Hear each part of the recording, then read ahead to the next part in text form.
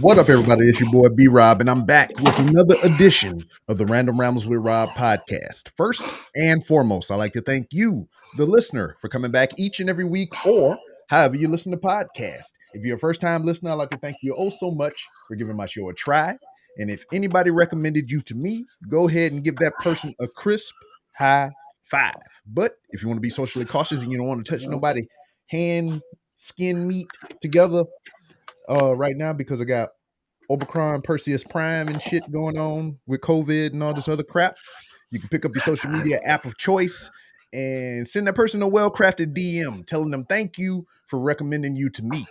Speaking of social media, you can find the Random Ramblers with Rob on various social media platforms to include Twitter at 3R Show, Instagram at the 3R Show, and an update on that.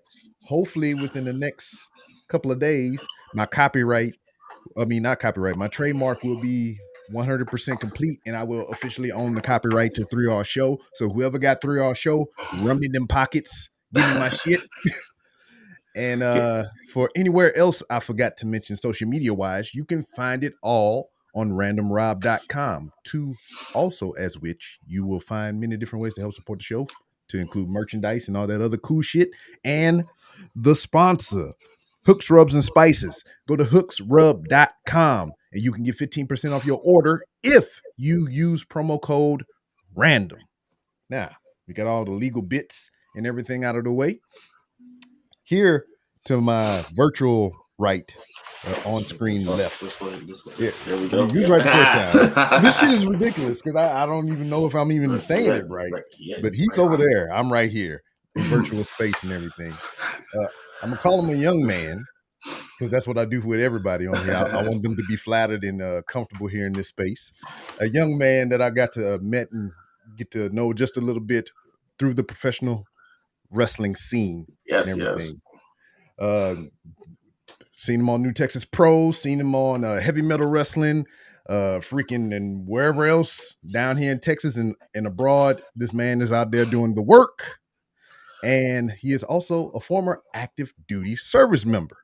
Joining me on this edition of the Random Rounds with Rob podcast is my man T-Ray.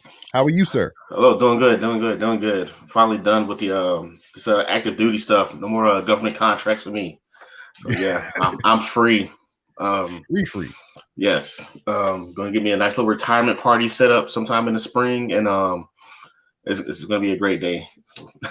So, I mean, I've said it many a times on my show. I mean, I'm former active duty as well. And what kind of led me into that is, you know, my family is military heavy. My father, my brothers, all those other things. What kind of led you down the path of being a service member? My father and my sister were both in, and my dad kind of manipulated me to join because he owned an auto shop after he got out the military. Mm-hmm. And I don't like working on cars all day like he does. It was his hobby. Like he'll be on the car from sun up to sundown, just working on the cars. And I like to do things like go bowling, have fun with my friends. And so he was like, look, you're not going to spend the summer taking a gap year or doing whatever. You're going to join now or you're going to come work with me at the shop. And I was like, yeah. Let me go talk to the recruiter right quick. You know?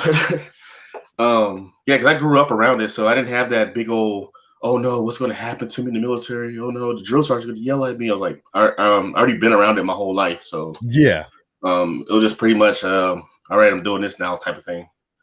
Okay. And then 21 years later, so 21 whole years. Yes. So I mean, you just recently concluded your military service not too long ago, or whatever. Yes. But you have 7 years roughly experience in professional wrestling, right? 6 right now. 6. Yes. So you have some overlap there. So how was that doing professional wrestling and being an active duty service member? The first 3 years was a little iffy. There were times I had a booking set up that I had to cancel either the week before, the week of, and that's kind of the big like thing to not do in wrestling, to cancel your bookings. Yeah. All the promoters were understanding and did bring me back eventually. And then probably the last 2 years, I just quit caring. And then I just like I just went to my bookings. I was like, we're not doing nothing here in the weekends anyway. Yeah, y'all. If y'all write me up, y'all write me up. If y'all don't, y'all don't. I don't care anymore. Um, because it was just one weekend out the month, so they weren't really missing me. And It was yeah, I almost just like went the from there. reserves for you.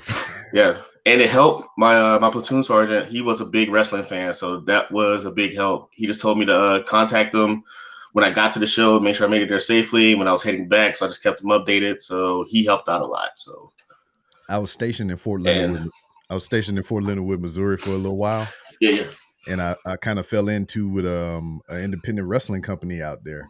So I was an instructor for transportation. So what I would do on the weekends, because the promoter, old mom and pops and everything ran the show and whatnot. mm, So I would go to the barracks on the weekends, and I would get the trainees and be like, "Hey, who going somewhere this weekend?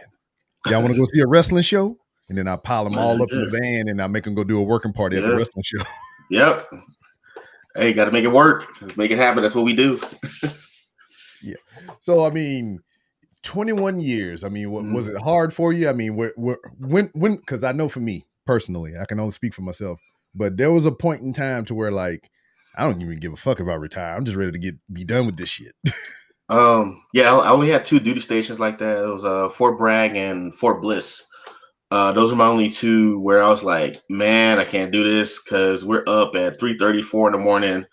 Um, then we have to go do the barracks inspections, get up and do a pre-PT meeting, go to PT, do a meeting after PT, try to get showered and changed, get a little bit of breakfast, a bite or something, go back, have an 8:30 meeting before 9 o'clock work call, get in the work call for like this is like 6 hours of stuff before at 10 o'clock. So but then I had good duty stations like up in Belgium and like up in Yeah. Belgium I had a I'm about to say something really stupid real yeah quick, yeah. but you went to Belgium.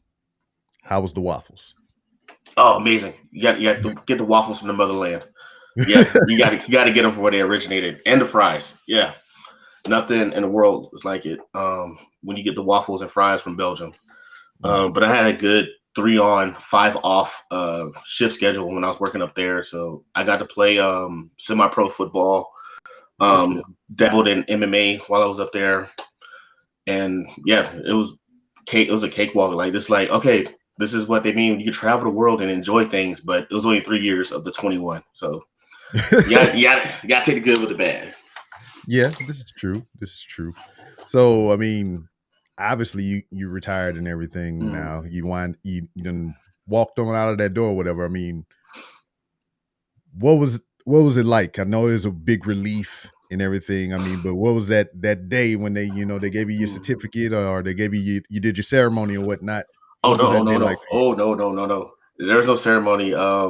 No? It was a no. I showed up, turned my stuff in, signed out, and drove off base. They want to have a big formation and like do a Man after congratulations. my own heart. No, I had already clocked out 2 years earlier. Like when I was dead set, knowing that I wanted to do wrestling. Um, like I already shifted all my priorities and focus to getting myself set up to succeed in wrestling. So by that time, like the year prior, like right before the quarantine stuff started, I had already turned in my all my equipment. I told them don't give me any more soldiers. I'll help with the soldiers in processing and out processing, but I didn't want a squad. And it was like, oh, okay. Like I didn't know I had that power, so Yeah. yeah, I was like I came to work like this is what I'm going to do. This is what I'm not going to do, Mhm. and it worked somehow. So, but yeah, that huge relief was off my back. That was like one less stressor to deal with because during the week, getting prepped for shows and getting ready for wrestling matches, and also dealing with military stuff when they need their things for paperwork and um, training and stuff we got to do for them. Like it was like a huge stress relief was off my shoulders. So I can visibly tell my matches were a little bit better last year because that was my first year wrestling without having to deal with military. Like I'm in Mhm. there having fun. I'm enjoying myself. I'm being creative. I don't have that dad scowl on my face, just frustrated all the time. Yeah, then I can Um, only imagine as well as like, I mean, at the time, the military is your primary career and whatnot. mm, So you're going out doing extracurricular things. I know yeah. the thing in the back of your mind is, damn, what if I get hurt while I'm doing this wrestling shit? What I'm gonna go Mm. back and tell them, you know? That was same thing like before I was wrestling. Oh yeah, I got hurt in the gym. Yeah, yeah, I was working out. Yeah. They was like, oh yeah, that makes sense. You're in the gym all the time. Yeah, yeah. All right, yeah. Go to sick call. Go get yourself taken care of. Get ibuprofens. Get wrapped up. Get some knee braces, some ankle braces. I'm all good. So, Mhm. Word, word. So for you, I mean, your career started about 6 years ago and everything. So mhm. with the world as is and what now, we just, we went into lockdown around 2019, 2020, and all those other things or whatever. Around 2018, 2019 was kind of picking up for you, correct? Oh yeah, yeah. As far as getting out on the Um, road and whatnot. things started picking up with Inspire and heavy metal. I was really trying to just work everywhere. I just wanted to be that reliable guy. Hey, bring me in. I'll do my part, boost up the show. I was just trying to get those reps going. A lot of guys work only a few times a month. I was trying to get 2, 3 bookings like every weekend because I started in my mid 30s. So in my head, I'm playing catch up to guys that are in their mid and early Mhm. 20s. And so 2018, 2019, like I was all over the place between Texas, Louisiana, Mississippi. Had to show up in Utah, went up to Tennessee and tried to get booked out in Georgia. Um, it was one of those deals where I drove out, helped with setup and everything, and tried to get something going, but they didn't bring me back. But Mhm. all that work did pay off eventually to 2020 and 2021 being like my biggest year so far. Mhm. And in my head, like that was just another step for me to build off on for this year and then for next year. Word. So, So, I mean, as far as professional wrestling goes and everything, uh, where did you go to train at? training, I started at America's Academy of Professional Wrestling in Austin, APW. Trained with De La Isla. I have the um, I have the moniker of being his last graduate before he retired. Word. Um, so some of the other students are a little salty about that. So, um, but they mess with me and I mess with them about it. I was like, yeah, so I'm George's favorite. I'm the last one. There'll be nobody after me. Mhm. Uh, I get that because I'm the but baby in my family. yeah. But yeah, trained there for 13 months, and part of the process of what you're supposed to do in wrestling. After you complete your training, like you're still supposed to go back and train. Like you just don't Yeah. stop training. So you still go back to school. You help out the newer guys. Mhm. Like when I started up, a lot of the graduates that went through, they came back and helped out. Guys like Houston Carson, he came from APW. He started his own school. Went out and helped him out for a day at his school. It's just one part of the process. You complete your training, then you go back and you retouch back on your basics. Then you help out the other guys that are coming up, get them motivated, and that helps keep your spark going as far as wrestling, so you don't get burnt out. Mhm. And then you don't become complacent, thinking you know it all, because nobody like knows it all in this business. Mhm. So that's why I never get the guys that like they'll like go to a school, they'll graduate, and like they don't ever train again. I'm like, why? Like that, like that's where you get your ideas from. That's where you Yeah. can throw stuff at the wall, see if this move works, see if this sequence works, see if you can do this, see if you can do that. Um, if you have injury, you can go back and say, well, I used to do this, but now I got to do this. And Mhm. so went there for 13 months, um, off and on throughout the months train, and then Roddy Mack opened up Dog Pound in 2020. So I trained with Roddy Mack for about 3, 4 months. Him and Jazz beat the hell out of me for that time span.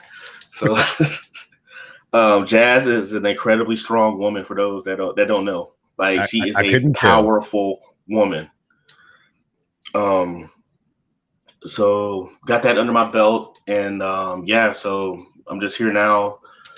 Trying to just build and build off of that until my body says, "Hey, we ain't doing this no more. You need to find something else to do." So Mhm.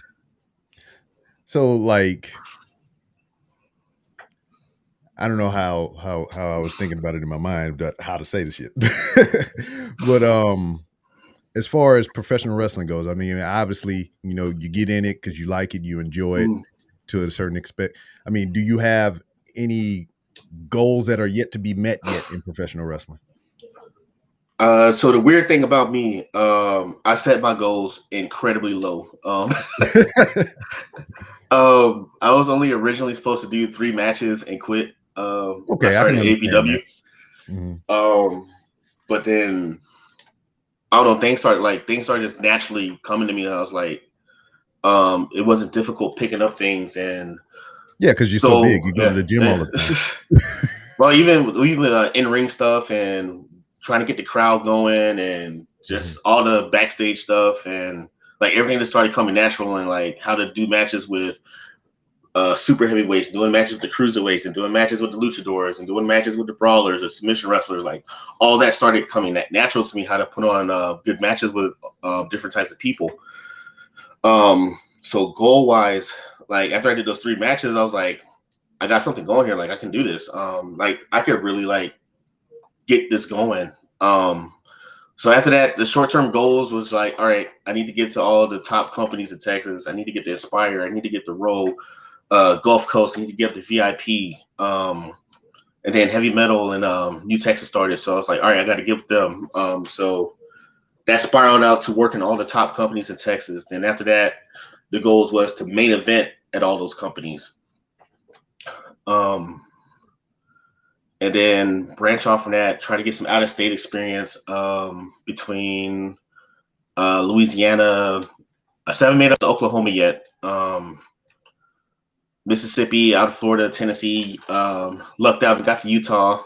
Um, yeah, so start getting out of state experience so I get that national exposure coming in. And right now, for this year, the goals are trying to get up to Chicago, up in the Midwest, try to get an international booking either in Europe or Mexico, and Ooh. branch off from there. So each year, my short-term goals are set up because they tell us don't put it in your head. Yeah, yeah, I'm going to make it to WWE. I'm going to make it to AEW. I'm going to make it to New Japan because year after year, like you see guys like Kevin Steen, Kevin Owens, he didn't make it to like he was 15 years in. Mhm. Um, AJ Styles didn't get to that level until he was like almost 18 years in and stuff, but he was already at Impact and stuff doing great things. Yeah.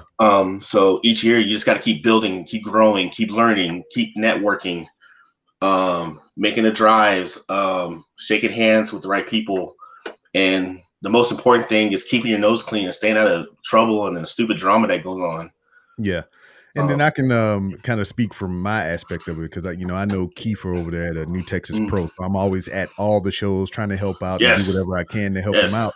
So to yeah. what you were saying, however, shaking hands and being cordial and introducing yourself and stuff is like I, Mm, I'm a nobody. I'm just there to mm, help out Kiefer or whatever or some shit. And I'm just there, looming in the background, and wrestlers would go out of their way to come shake my hand and say hi to me and yeah. shit like I'm somebody important. You, So you you got the Twitter boost, man.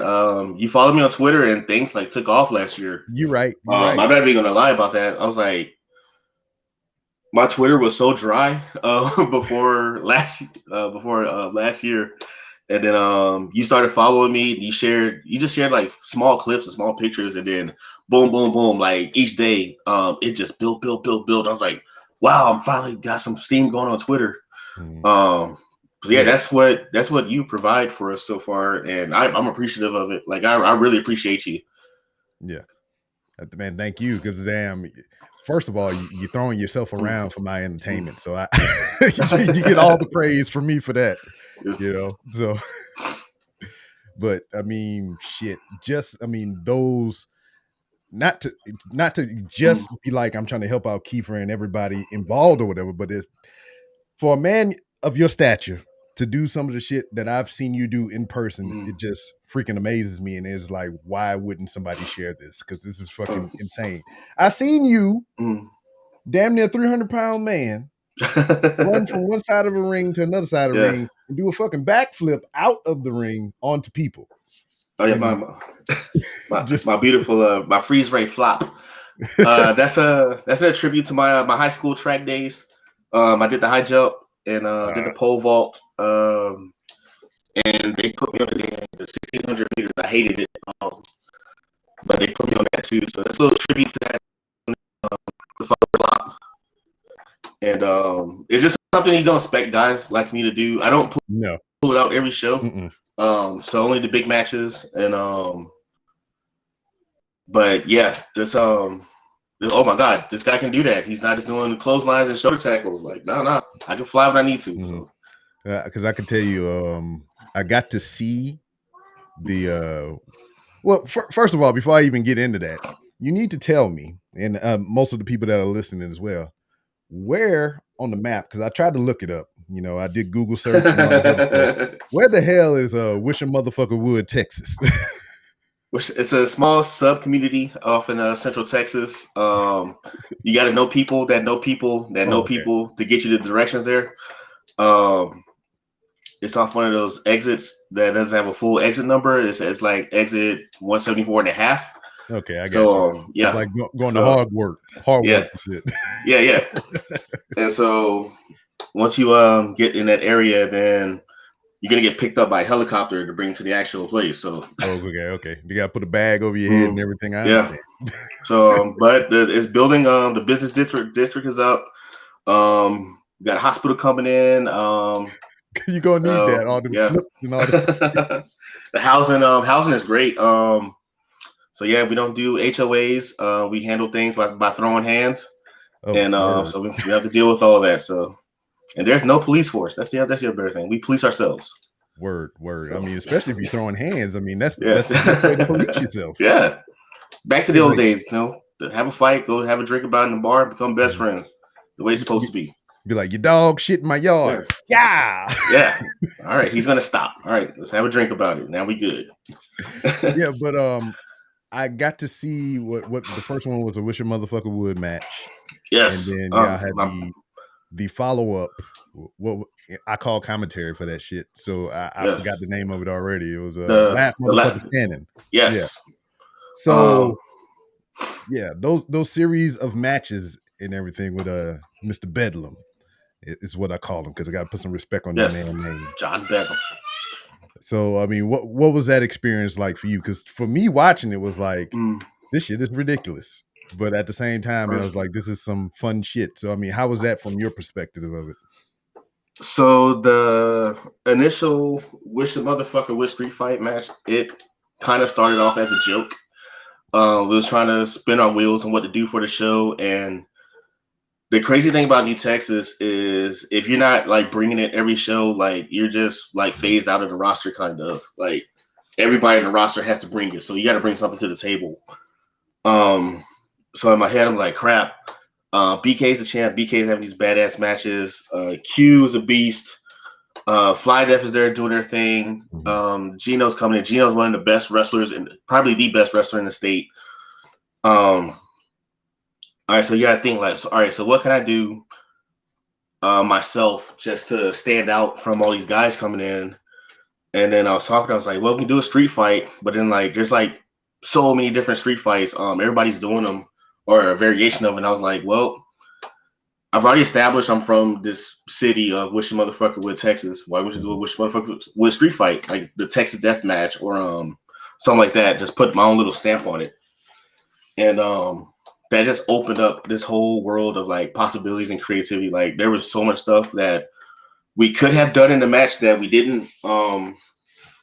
Like as far as going outside the building and just bringing other random crazy stuff, because it didn't really need to be death match level. I like sprinkling in a little comedy here and there in my matches, just so. Yeah. I'm not gonna give too much of it away because I want people to sort it to look for it. Yeah, the match it took a hard left, then went right, and got back on track, and took another hard left.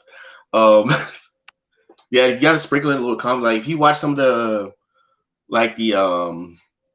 Christmas street fights and the Halloween street fights, like on SmackDown, like they got the pumpkins, they got the gifts and the trees and all the like the barbed wire wrap trees and stuff, like all the random stuff sprinkled in just to add to the match. And so doing that, it kind of like let the fans come into my environment to see what like goes on in my head to Yeah. present out to them, and it was real special. And Bedlam, he brought it. That's a tough dude. Mm-hmm.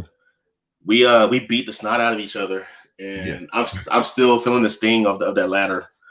And and then the best way to just put the icing on it, have the last motherfucker standing match to the last man. There's been hundreds and hundreds of last man standing matches, but just adding in that little that flair of the last motherfucker standing, like Mm-hmm. that's like a even bigger, grander title, just to make it more special. Mm-hmm. And then your ring announcer sold it too, so you Yes, put a lot of gravitas on that. And I was yes. like, yes, I am pleased. But yeah, that was my baby. Like if I retired this year, like I could be happy just off of that, just off those two matches.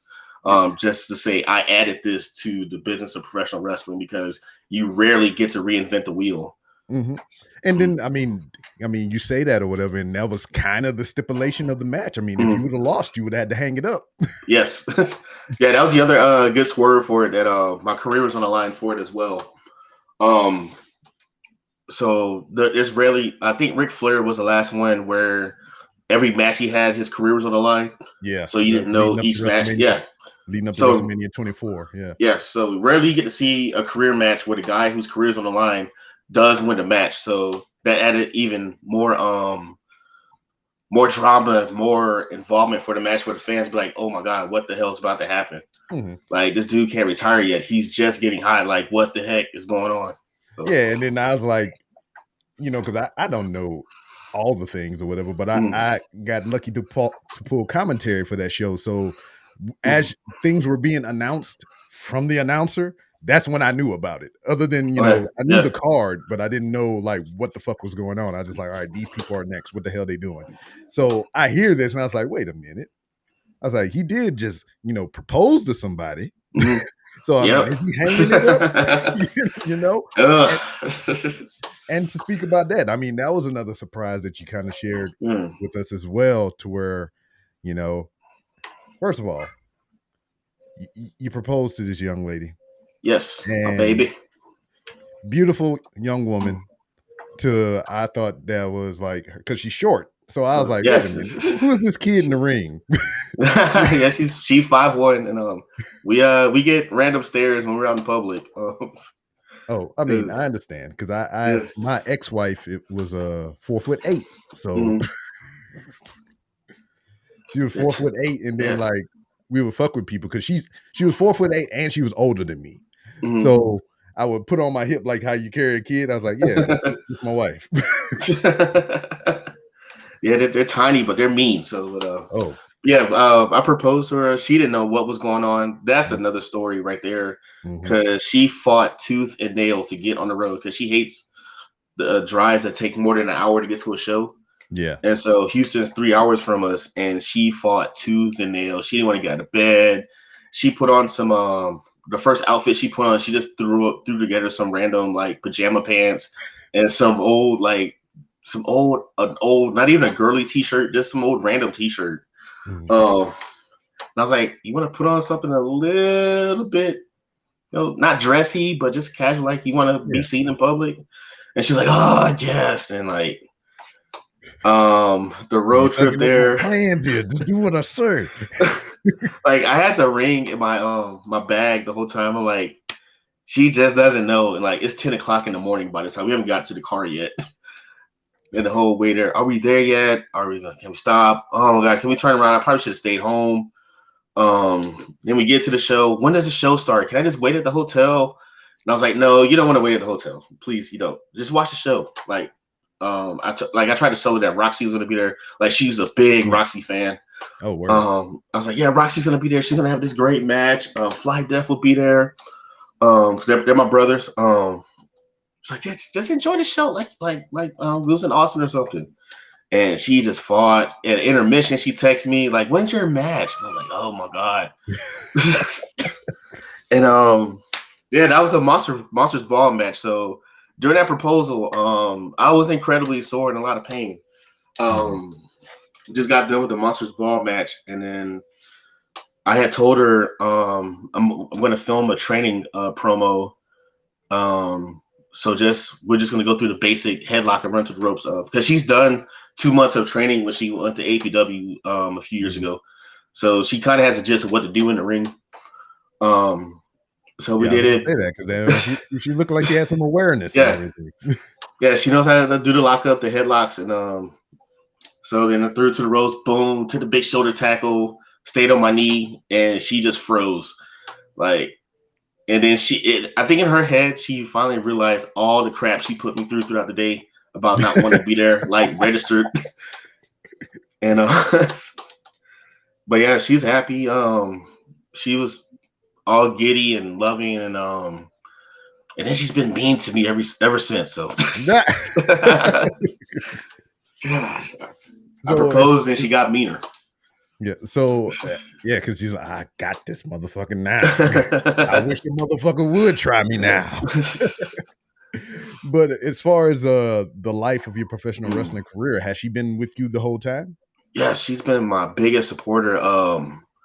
There's times where like I actually thought about, man, this is my last month. Like I'm hurt. I don't feel like driving. The car is falling apart. Money's not coming like it needs to do. And she's like, nope, get out there.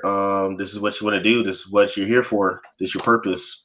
She keeps reminding me this is my purpose.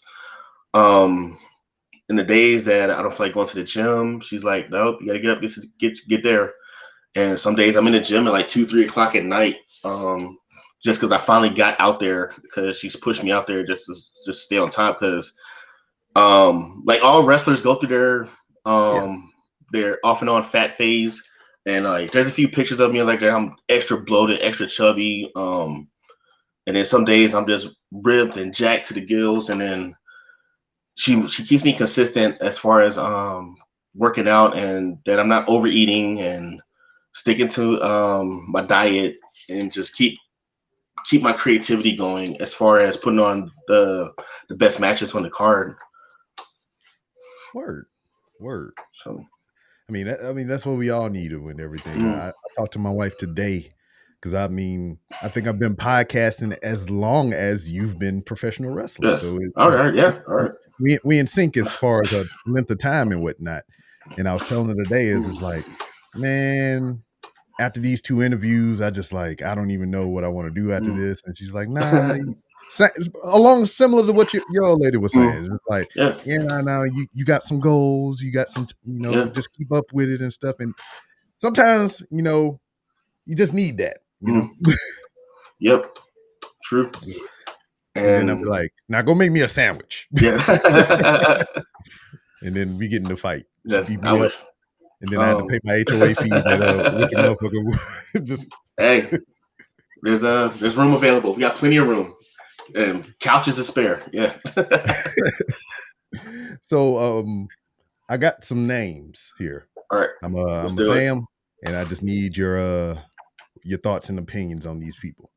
All right. Brian Keith.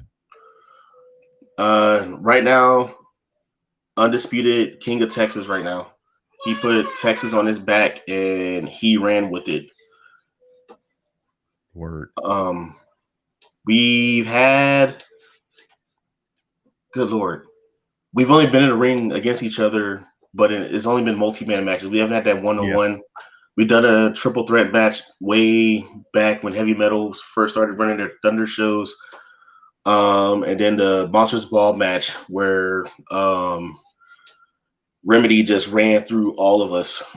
Yes. So it was pretty much an us versus Remedy match. Good lord. I rarely get thrown around in matches, and yeah, that was that one. That was the one.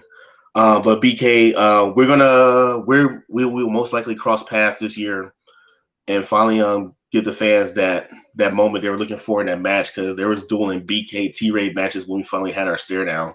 Mm-hmm. So we're gonna build off of that. And right now he's the man in Texas right now. Like nobody's touching him as far as in-ring presentation, charisma, matches, and being the guy that everybody wants to face.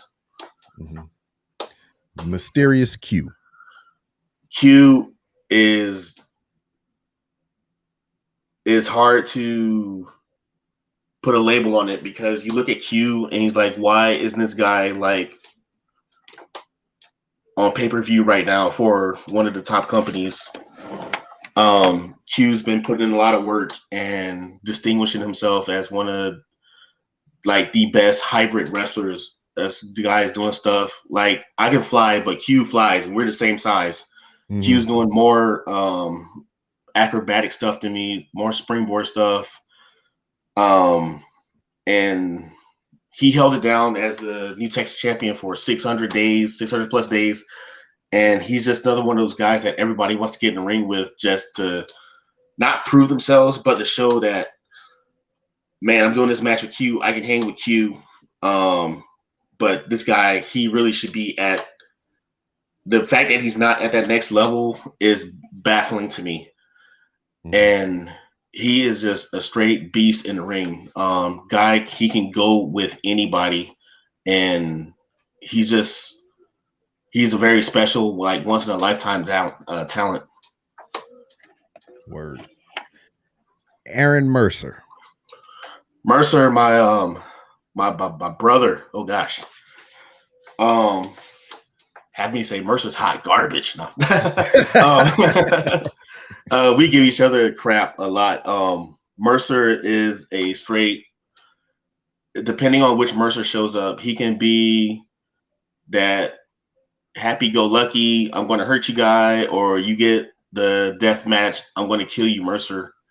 Right now, he's that bridge between standard pro wrestling and deathmatch wrestling right now, because any weekend he'll do Friday match, have a good 10, 15, 20-minute bang of a match. Then the next day he's going through glass and going through barbed wire and going through all this crazy stuff. Yes. So Mercer is a loving type of crazy dude that is very special getting in the ring with. He brings it. Like, there is nothing flashy. There's nothing catchphrasey. There's nothing like Mercer is just in there to hurt people, get paid, and go home. Word. Yeah. So I follow him on Twitter or whatever, and it's just sometimes he just be like, out of nowhere, be like, I feel like bleeding this weekend. Yes. Okay. That's awkward, but okay. Yes, right. All right. Gino Medina. Gino is the smoothest wrestler that you can ever see. Everything is like second nature to him in that ring, and he's just like Q.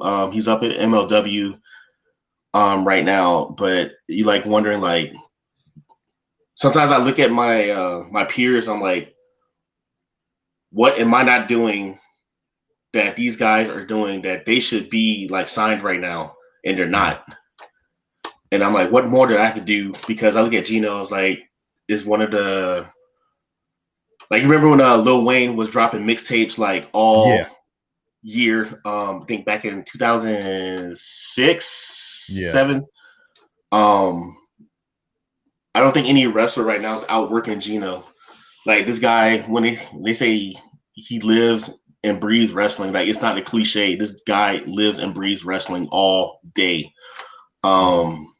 If you train with, if you train with him, you're gonna elevate. Do a match with him, you're gonna elevate. He makes you better. Being on the card with him, knowing that your match is either after his or before his, makes you step up. And he's just one of the smoothest like wrestlers. Like, just makes it look so easy. And he's just out there having killer matches. And like, I've never seen him tired. Like, he'll do 20, 25-minute match at these intense paces. And he's like just having a casual conversation in the back. Like, it was nothing. Like, it's just crazy how good he is in the ring. Like, I can't praise Gino enough. And like, he's one of those guys that I can message at any time of the day for advice, for ideas. And he's like always there for you as well. Yeah. Another testament to Gino's in-ring capability, his smarts, and his work ethic. He came to a show one time. He was limping, and I was like, "Hey, man, what's up? What's wrong?" He's like, "Man, I hurt my knee real bad. Yada yada yada." You know. And I was like, just the way he was talking about it, and just his posture and everything. I was like, I don't think you're gonna have a match tonight. He's just here to show support. Mm. And then I'm sitting in the crowd, waiting for the next match or whatever. Then I hear his music come on. I was like, Yeah. wait a minute, this motherfucker just said his knee was jacked Yeah. up, and here he is in a ladder match. I'm Mm. like, okay. Yep. But I mean, just with that or whatever, I mean, he worked smart that match to where Mm. it wouldn't exploit the injury and all that kind of stuff. So I mean, that's just a testament to him and his ring awareness and smarts and shit. Mm. And my last name for you, we just talked about him not too long ago, but Johnny Bedlam. John Bedlam. I think he's gonna be the next guy to take off and put Texas on his back. There's just this unique aura about him where he can bring it on the microphone, he can bring it in the Yeah. ring. You put him in the ring with anybody, and it's going to be a must-see match. And the guy would do pretty much anything as far as match types and doing what it takes to get to that next level. And right now, I think he's where I was at before I started doing the Wish a Motherfucker Would I would say gimmick evolution. He's right there just figuring out what he needs to do to get to that next level. He's similar to me. He started with Booker and went out to San Antonio, started training with Rodney, the training at Heavy Metal, and he's just throwing against the wall, seeing what's going to stick. And I feel any company just give that man a microphone. Yes. Give him the microphone and just let him go. And he's going to be that next talent that's going to elevate Texas wrestling even further. Mm-hmm. And it's crazy that you say that because, I mean, that's how I found out about him. Not because of his in-ring capability, is just because I heard him cut a promo. And I was like, damn, I need more. Yeah. Yes. Yeah, just give him a microphone. And it's weird and bad for other guys. Like, well, what do I say against that? Like, what do you want me to say? Yeah. I'm gonna beat you up, John. Yeah. And then he cuts this wild, crazy. Asshole. Yeah. He cuts these wild, crazy promos. I'm like, what am I supposed to say against that? But yeah, any company this guy works for, just give that man a microphone. It's a weird thing on the indies. Guys can get a lot of mic time, but like we need that to bring the fans to the matches more. I rarely get to talk and cut in-ring promos. I think Wrestle Rave, Heavy Metal, and Heart of Texas. I think they're mainly the places that like allow me time to talk on the microphone. Like we need that time to connect with the fans. Yeah. Like even if it's a hit or miss thing, like we still need that experience of talking in the ring to a live crowd instead of just doing the cell phone promos off in random areas or just doing backstage promos. Like we need that time in the ring to talk, to feel out the crowd, to know when to get them going, to just get that in-ring experience just talking on the microphone. And you don't get that a lot on the indies. So when you do get it, like you have to knock it out the park. And like Johnny just does that every single time. Mm-hmm.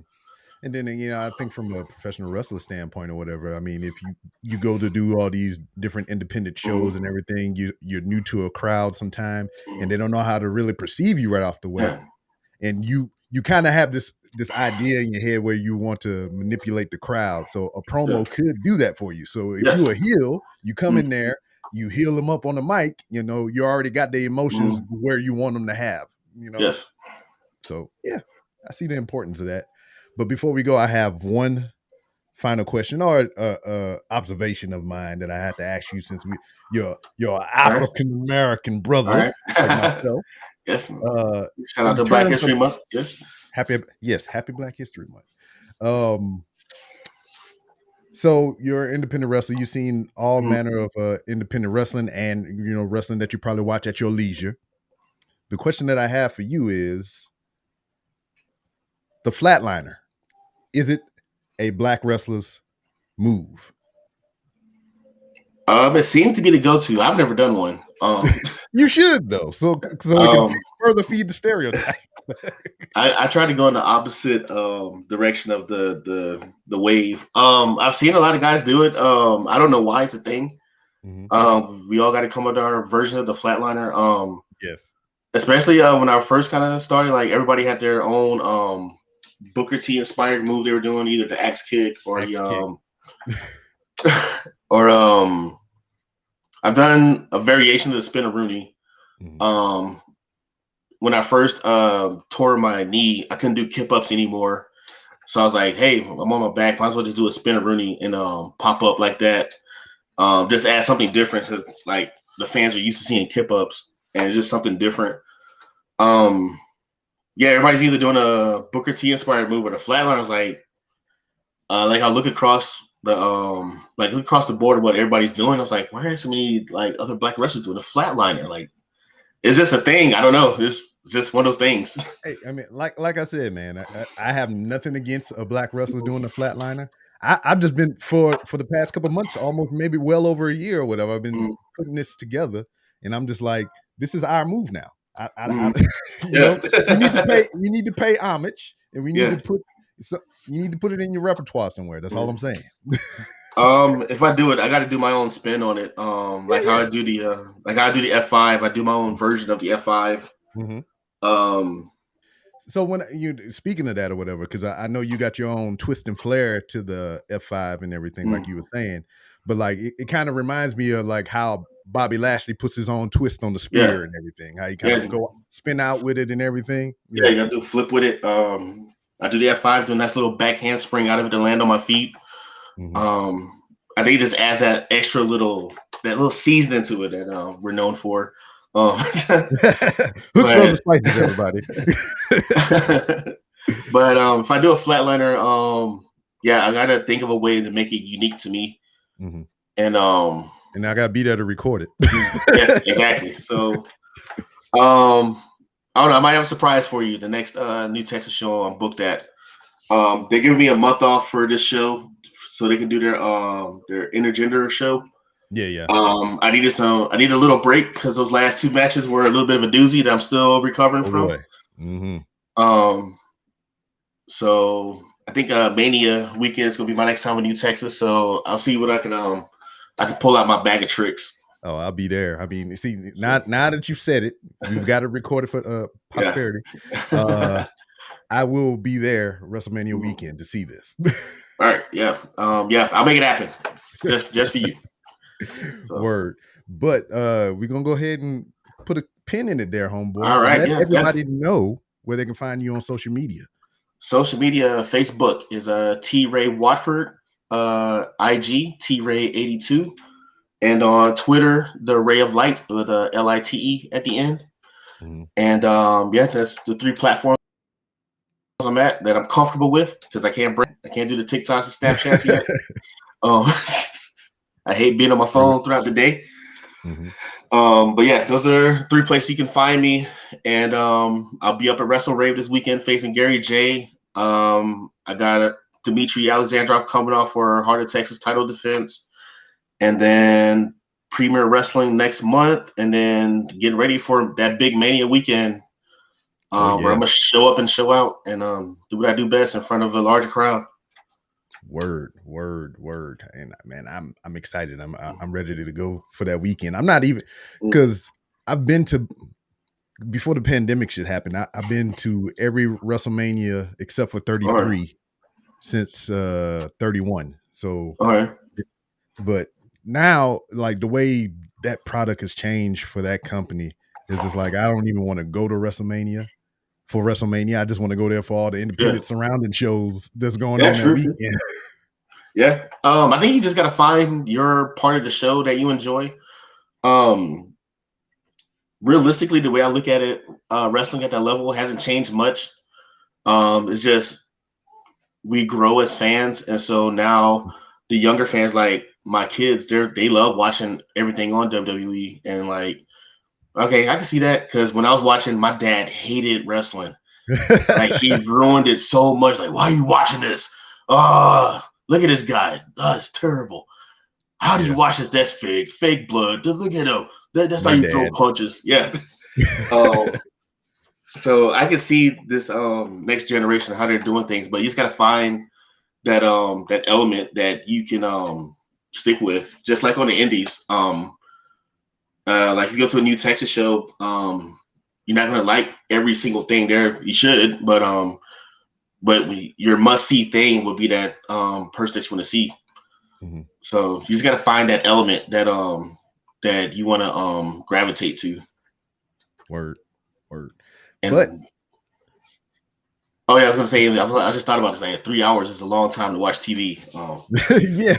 Yes, I just thought about that. I was like, yeah, maybe that's the deal. Like 3 hours is a long time. Yeah. And then it's just like it's not wrestling. It's just a bunch of other tertiary shit though, to where like when I watch wrestling, I want to watch the wrestling. Yeah. You know. But anyway, you've been a guest of the Random Rounds with Rob. Yes. And the door is always open for you to come back to promote your next thing or just to shoot the shit. Hey, that's what I'm good at. So that's what I'm best at right now. I'm retired. That's all I do. But yeah, this hour flew by, man. I loved it. Good time with you, man.